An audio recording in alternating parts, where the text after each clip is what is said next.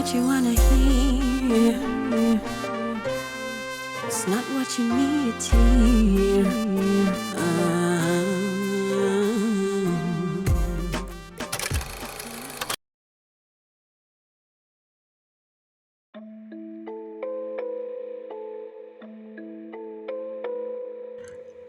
A man was hit by shrapnel during a war in his hometown and was terribly scarred as a result. The scar covered the back of his hand and he hated it, couldn't stand how ugly it looked. He wore gloves trying to hide the scar and sometimes avoided exposing his hand so no one could see. After being told by a plastic surgeon that removing the dent would cost millions, he decided to opt for a less expensive way out.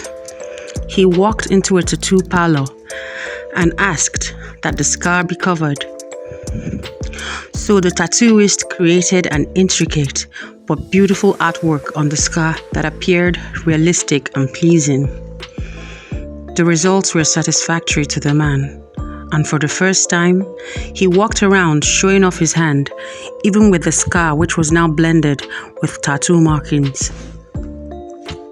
One day, he walked into a party, and while a group of friends praised his new tattoo as splendid, another group expressed disdain. "I don't like tattoos," said a girl he knew. "They don't appeal to me. I find permanent markings on the body crass and distasteful." "Crass and distasteful?" The man smirked. "You should see the scar that was there before I got the tattoo."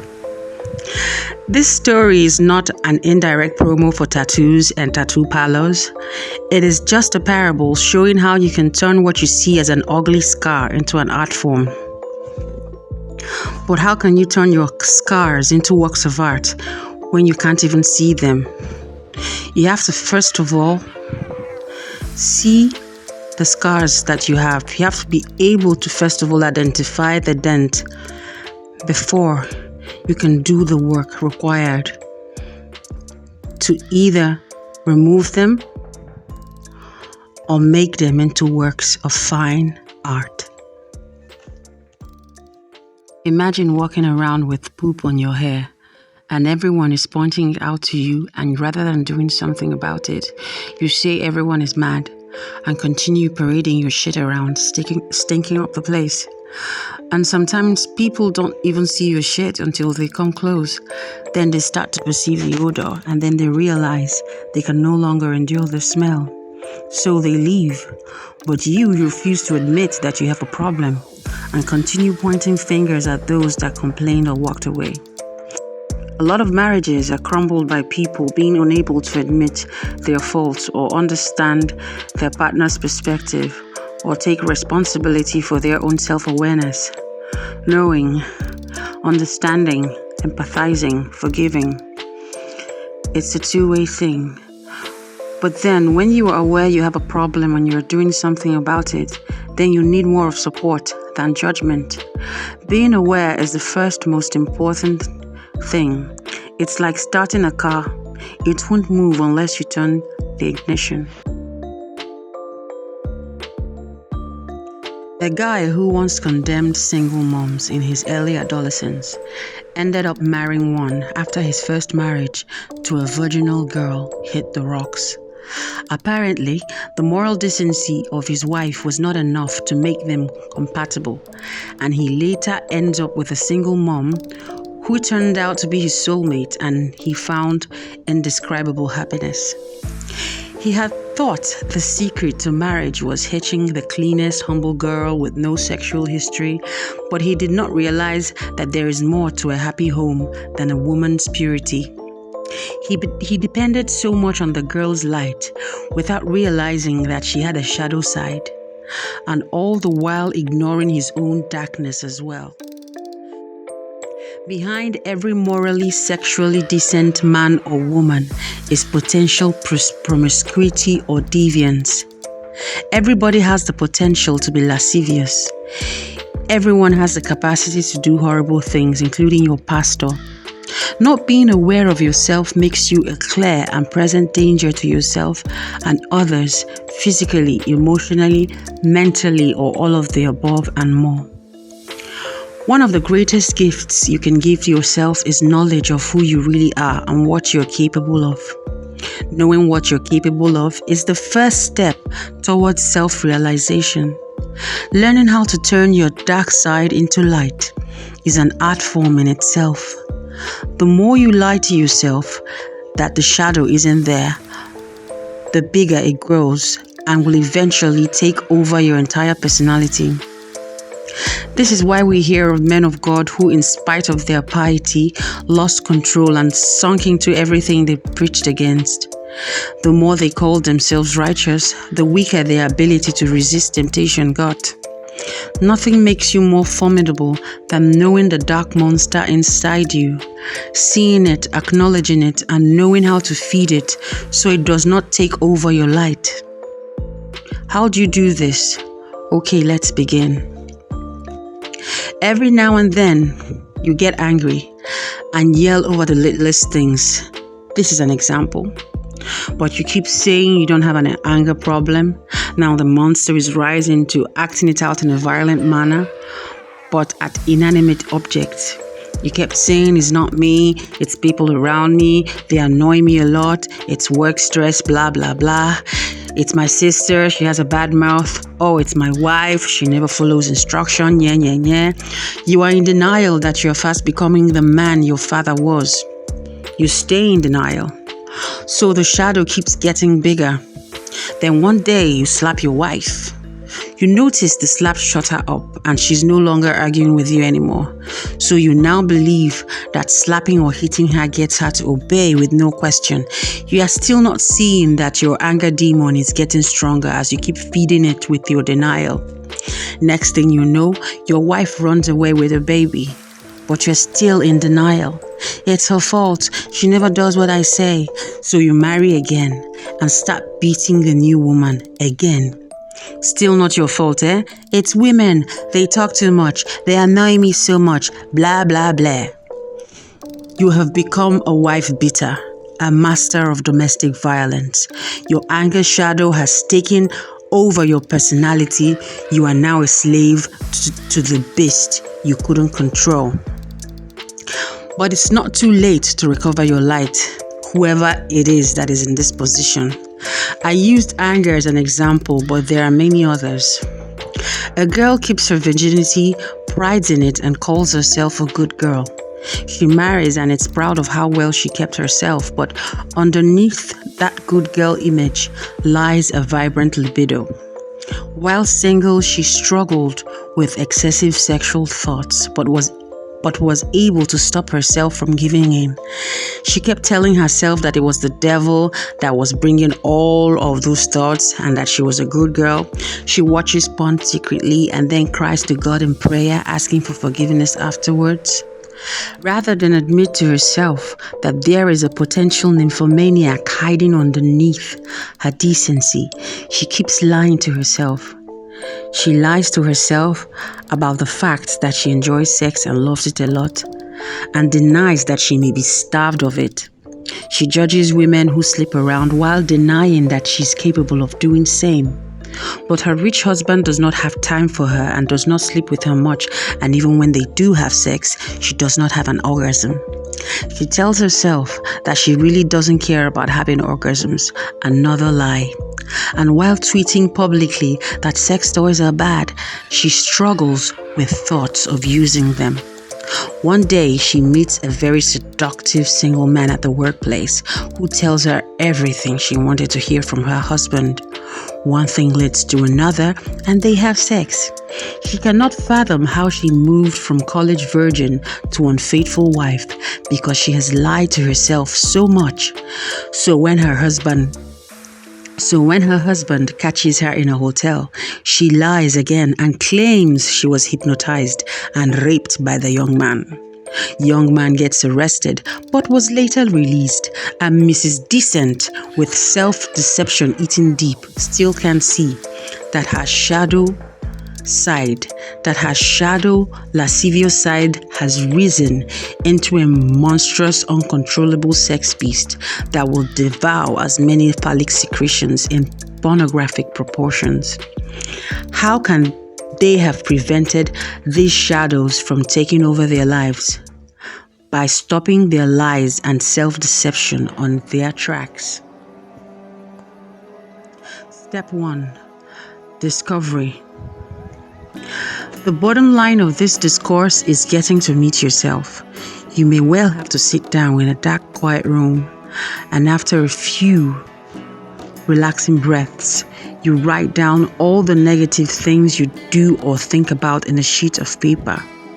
It may shock you some of the things you will discover you're capable of. But don't worry, this discovery will only help you avoid becoming what you don't want to be. Ask yourself why you sometimes imagine some of the things you imagine. You may well attribute some of them to demons, but if those demons keep coming back, then they are yours. Bind them all you want, they will keep coming back until you throw them into the light. Here's how you light them up after discovery. Step 2. Admit your dark tendencies. And trust me, you have many. We all do. Admit them all. You can only lie to yourself, but you can't lie to your maker. You think God doesn't know what you're capable of? Confess your darkness before it confesses you. Example, by saying, I struggle with evil thoughts, especially against my enemies. This is an example. Step 3. Show compassion to the shadow and don't judge it so you will understand what gave rise to its existence. For example, you can say something like this: I understand it is my sense of justice that wants to inflict harm on these people. The side of me that desperately wants to see evildoers get punished and witness a fair world created this shadow. Step 4. Ask God to forgive you and forgive yourself. For example, you can say in a kind of prayer, you say, Dear God, I seek your forgiveness and I know that you can fight for me, and I forgive myself even as you've forgiven me. God always forgives us our sins, but we also need to forgive ourselves, because if we don't forgive ourselves, we do ourselves a great disservice, because when God has forgiven you, you cannot continue holding a grudge onto yourself. And whatever grudge you hold onto yourself will only make your shadow work fruitless. Turn your shadow towards the light. For example, you can say something like, I pledge to myself from now onwards, I'll take care of you, my dark side, and use you for good. Or you can say something like, I pledge to myself from now onwards, I'll take care of my dark side and channel it towards good. How to channel your shadows to light work. I'll use different examples, but I'm hoping that I am clear and that you, my listener, will understand what I'm trying to say. High sexual energy, which manifests as excessive lust, can be channeled to creativity. If you're always horny, find out what creative thing you enjoy doing most and start creating. Feed your lust with creativity. For instance, if you have a vengeful shadow, there are several professions that this side of you can be harnessed.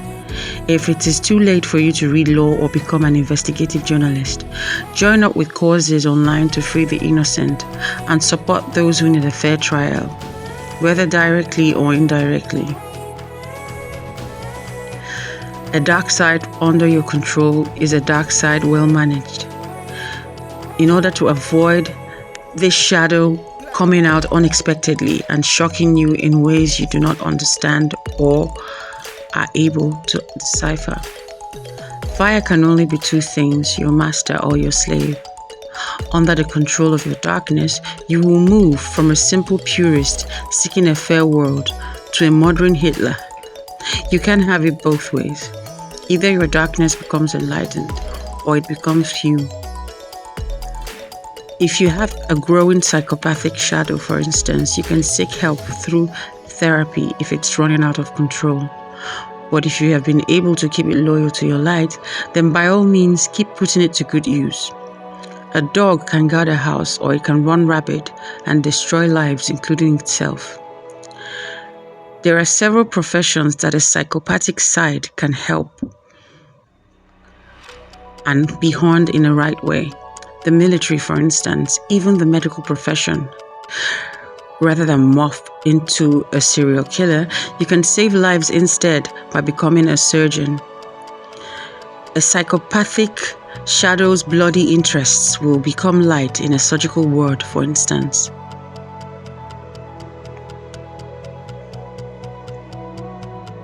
Therapy is also a good way of uprooting dark tendencies rooted in trauma.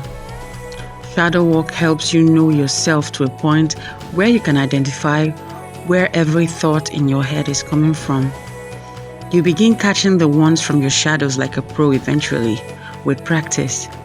You can make this work even more fun by giving names to your different shadows. To your promiscuous side or to your inner promiscuity, you can say something like, "Okay, honey bunny, I see you.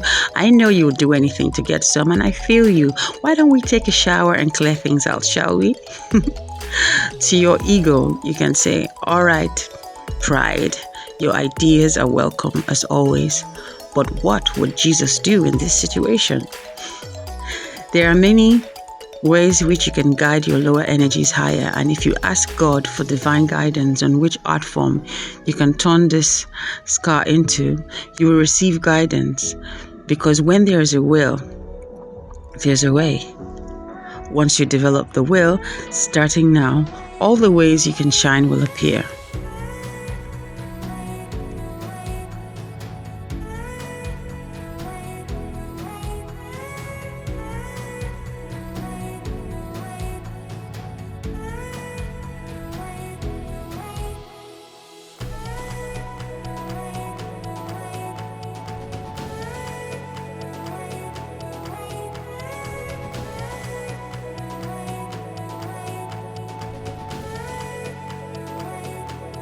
Different shadows, different sides, even anger can be channeled into directions that are wholesome. There are so many directions you can channel your dark aspects into. And when you give them the attention that they require, by guiding them to the direction that you choose them to be, you will be the one in control, and your darkness will be under your submission.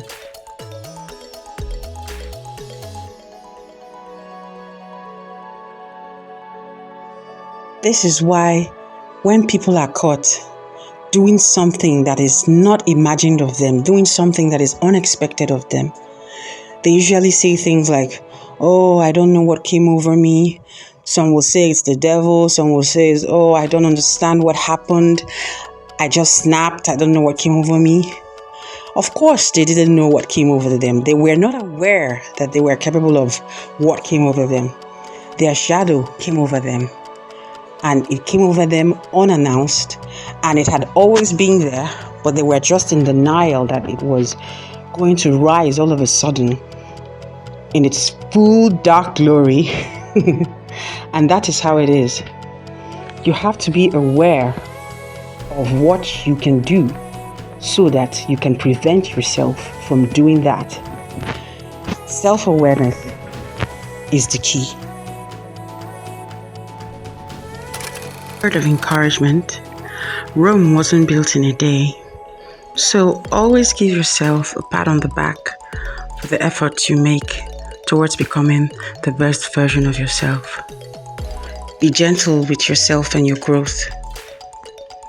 Remember that no matter what darkness you find in you, you are light. No matter what darkness you discover inside you, your soul is beautiful.